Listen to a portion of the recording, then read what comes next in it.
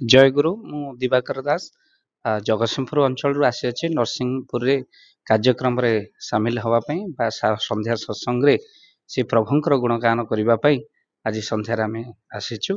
ଆଉ ଏବେ ମଧ୍ୟ ନରସିଂହପୁରର ନୀଳାଚଳ ସଂଘ ତରଫରୁ ଠାକୁର ଶ୍ରୀ ଶ୍ରୀ ନିଗମାନନ୍ଦଙ୍କର ଏ ପବିତ୍ର ଆଶ୍ରମରେ ଆସି ପହଞ୍ଚିଛୁ। ଯେଉଁ ଠାକୁରଙ୍କର ବହୁ ବର୍ଷ ପୂର୍ବରୁ ବା 550 ବର୍ଷ ପୂର୍ବରୁ ମାଳିକାରେ ମହାପୁରୁଷ ଲେଖିଦେଇ ଯାଇଛନ୍ତି ଯେଉଁ ଠାକୁରଙ୍କର କଥା ଯେ ସଂସାର ଭିତରେ ବ୍ରହ୍ମ ଅବତରୀ ମାନବ ରୂପରେ ମର୍ତ୍ତ୍ୟରେ କରିବେ ଲୀଳା। ସଂସାର ଭିତରେ ଠାକୁର ସାକ୍ଷାତ ବ୍ରହ୍ମ ହିଁ ଅବତାର ନେବେ। ଜୟ ଗୁରୁ ନାମ ଭକ୍ତ ଉଚ୍ଚାରିବେ ଭକତଙ୍କ ହେବ ମେଳା। ନଳିନୀ କାନ୍ତ ଯେ ନାମ ବହିଥିବ ଚିହ୍ନି ନ ପାରିବେ କେହି।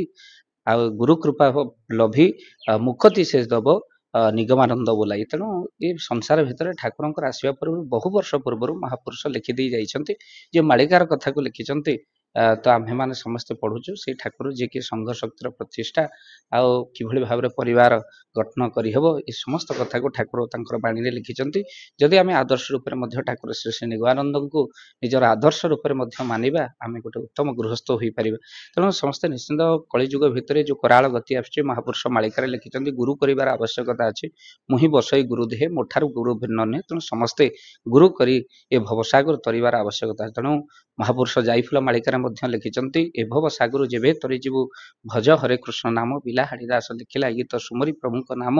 ତାଙ୍କର ହାଡ଼ିଦାସଙ୍କର ପରବର୍ତ୍ତୀ ରୂପ ହେଉଛନ୍ତି ଅଚାନ୍ୟ ମହାପୁରୁଷ। ଆଉ ସେ ଅଚାନ୍ୟ ମହାପୁରୁଷ ସେ ଯେଉଁ ଯାଇଫୁଲ ମାଳିକାରେ ଏତେ ସୁନ୍ଦର ଭାବରେ ଲେଖିଛନ୍ତି କହିଲେ ଗୁରୁ ନାମକର ସାର ତେବେ ଭବସିନ୍ଧୁ ହୋଇବୁ ପାରଲୋ ଯାଇଫୁଲ ଏ ସତ୍ୟ ବଚନ ମୋର ଠାକୁରଙ୍କ କୃପାରୁ।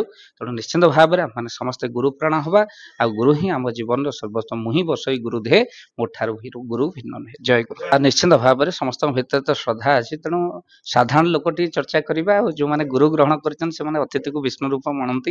ତେଣୁ ନିଶ୍ଚିନ୍ତ ଠାକୁର ବି ସେ କଥା କହିଛନ୍ତି ଠାକୁରଙ୍କ ଚିଠିରେ ସ୍ୱତନ୍ତ୍ର ଭାବରେ କିଭଳି ଭାବରେ ଅତିଥିଙ୍କୁ ସମ୍ମାନ ଦେବ ଠାକୁର ତାଙ୍କ ଚିଠିରେ ମଧ୍ୟ ଲେଖିଦେଇ ଯାଇଛନ୍ତି।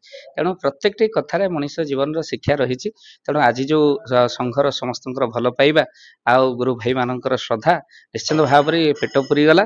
ତେଣୁ ନିଶ୍ଚିନ୍ତ ସମସ୍ତଙ୍କୁ ଜୟଗୁରୁ କହିବି। ଜୟଗୁରୁ ଜୟଗୁରୁ ଜୟ।